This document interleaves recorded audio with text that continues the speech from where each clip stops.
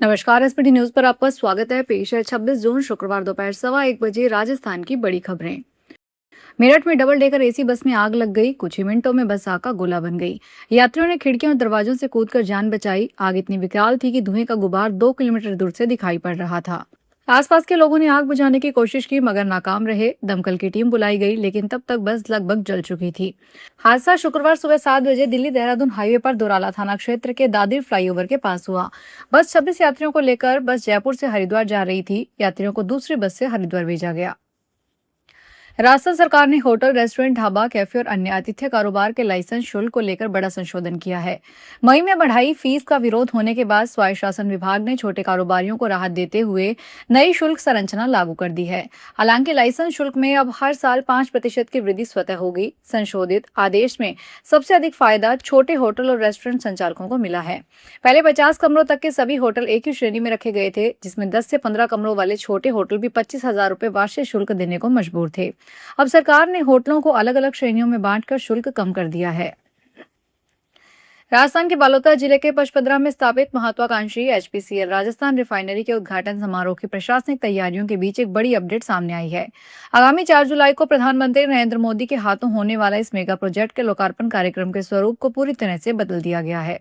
सूत्रों और जिला प्रशासन से मिली ताजा जानकारी के अनुसार इस बार का कार्यक्रम पहले की तरह किसी विशाल या भारी भीड़ वाली जनसभा के रूप में आयोजित नहीं किया जाएगा, बल्कि इसे रिफाइनरी परिसर के भीतर ही एक सीमित, संक्षिप्त और बेहद अनुशासित प्रोटोकॉल के तहत संपन्न करवाने का निर्णय लिया गया है। राजस्थान में मानसून की धीमी रफ्तार और देरी चर्चा में है। पिछले बार मानसून 7 दिन जल्दी पहुंच गया था। बारिश ने रिकॉर्ड तोड़ दिए थे। इस बार इतने ही दिन देरी से यहां पहुंचने की आशंका है। आशंका यह भी है कि देरी से आया मानसून उतना नहीं बरसेगा जितना समय पर या समय से पहले आने पर बरसता है। मौसम विभाग के अनुसार मानसून के अगले सप्ताह राजस्थान पहुंचने की उम्मीद है। 10% तक कम बारिश की भी आशंका जताई गई है। प्रधानमंत्री नरेंद्र मोदी ने हजरत इमाम हुसैन की शहादत को याद करते हुए उन्हें सत्य, न्याय, साहस और अटूट विश्वास का प्रतीक बताया। उन्होंने सोशल मीडिया पर कहा कि इमाम हुसैन की कुर्बानी आज भी करोड़ों लोगों की सच्चाई और इंसाफ के रास्ते पर डटे रहने की प्रेरणा देती है। प्रधानमंत्री नरेंद्र मोदी ने हजरत इमाम हुसैन की शहादत को नमन करते हुए सोशल मीडिया प्लेटफॉर्म एक्स पर एक पोस्ट किया है। इसमें लिखा है कि हजरत इमाम हुसैन का बलिदान आज भी अनगिनत लोगों को सत्य और न्याय की राह पर अड़िग रहने की प्रेरणा देता है। उन्होंने कहा कि उनकी शहादत साहस, दृढ़ संकल्प और अटूट विश्वास की अमर शक्ति की भी याद दिलाती है। 21वीं सदी के डिजिटल इंडिया में जब हम चांद और मंगल पर बस्तियां बसाने की बात कर रहे हैं, ठीक उसी वक्त राजस्थान के सिरोही जिले का मंडावरिया गांव दकियान उसी सोच के अंधेरे में डूब गया है। आर्थिक तंगी से जूझ रहे एक परिवार ने जब कर्ज लेकर समाज को घी के मालपुए खिलाने से मना कर दिया, तो पंचों का ईगो इस कदर तिलमिला उठा कि उन्होंने पूरे गांव को बंधक बना डाला। सजा सिर्फ उस एक परिवार को नहीं मिली, बल्कि उनके हक में लड़ने खड़े होने वाले और इस अन्याय का विरोध करने वाले गांव के 43 अन्य परिवारों को भी हुक्का पानी एक झटके में बंद कर दिया गया। उदयपुर में अब सरस दूध महंगा मिलेगा। उदयपुर जिला दुग्ध उत्पादक सहकारी संघ लिमिटेड ने सरस दूध के दामों में बढ़ोतरी कर दी है। डेयरी ने प्रति लीटर 2 रुपए रेट बढ़ाई है। उदयपुर डेयरी ने अपने विपणन कार्य क्षेत्र में सरस दूध के विभिन्न पैक साइज की नई विक्रय दरें जारी कर दी है। संघ ने फुल क्रीम दूध के 6 लीटर पैक, टॉन दूध के 1 लीटर और 6 लीटर पैक और डबल टॉन दूध के 500 लीटर पैक और 6 लीटर पैक के 2-2 रुपए प्रति लीटर की बढ़ोतरी की है। भारत ने हिमालय क्षेत्र में ऐसे भूकंपीय निगरानी नेटवर्क और क्षेत्रीय भूकंप पूर्व चेतावनी प्रणालियां विकसित की गई है, जो भूकंप शुरू होने के तुरंत बाद खतरनाक झटके पहुंचने से कुछ सेकंड पहले लोगों को अलर्ट कर सकती है। अर्ली वार्निंग सिस्टम को और बेहतर बनाने की दिशा में सबसे सफल प्रयास आईआईटी रुड़की ने उत्तराखंड सरकार के साथ मिलकर किया है। यह ऐप भूकंप के खतरों से निपटने और स्थानीय लोगों की सुरक्षा व लचीलापन सुनिश्चित करने के लिए आधुनिक तकनीक का इस्तेमाल करता है। जयपुर में मुहर्रम के अवसर पर निकलने वाले ताजिया जुलूस को लेकर पुलिस और जिला प्रशासन ने व्यापक सुरक्षा और यातायात व्यवस्था लागू की है। परकोटा क्षेत्र में कई मार्गों पर वाहनों की आवाजाही बंद रहेगी, जबकि भारी वाहनों के शहर में प्रवेश पर रोक रहेगी। वहीं पूरे शहर में करीब 3000 पुलिसकर्मियों को तैनात किया गया है। आम जन से वैकल्पिक मार्गों का उपयोग करने और पुलिस के निर्देशों का पालन करने की अपील की गई है। Sanjay circle, Ajmeri gate, new gate, Sanganeri gate, Ghat gate, Galta gate और रामगढ़ मोड़ से परकोटे में सभी प्रकार के वाहनों का प्रवेश प्रतिबंधित रहेगा। जयपुर शहर में ट्रैफिक नियमों का उल्लंघन करने वाले वाहन चालकों पर अब दिन ही नहीं बल्कि रात के समय भी कड़ी नजर रखी जा रही है। इंटेलिजेंट ट्रैफिक मैनेजमेंट सिस्टम के तहत शहर के प्रमुख चौराहों और सड़कों पर लगे अत्याधुनिक सीसीटीवी कैमरे 24 घंटे सक्रिय हैं, जो ओवर स्पीड और रेड लाइट जंप जैसी एक्टिविटी को रिकॉर्ड करके तुरंत ऑनलाइन चालान जारी कर रहे हैं।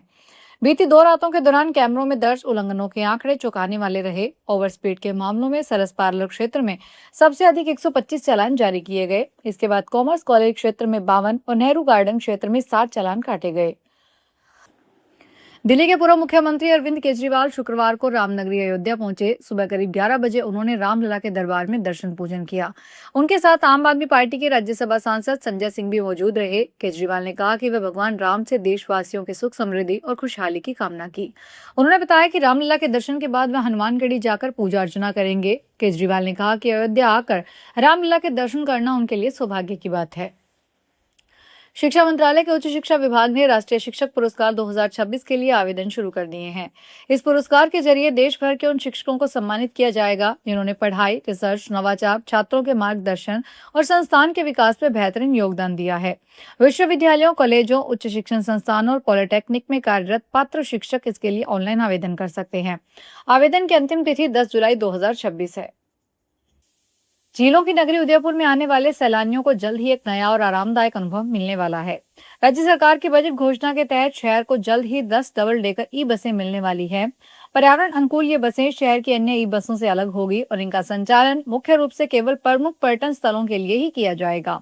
राज्य सरकार ने उदयपुर के लिए बजट में 50 डबल डेकर ई बसों की घोषणा की थी। राज्य सरकार ने जयपुर, जोधपुर और उदयपुर को इस परियोजना का मुख्य केंद्र बनाया गया है।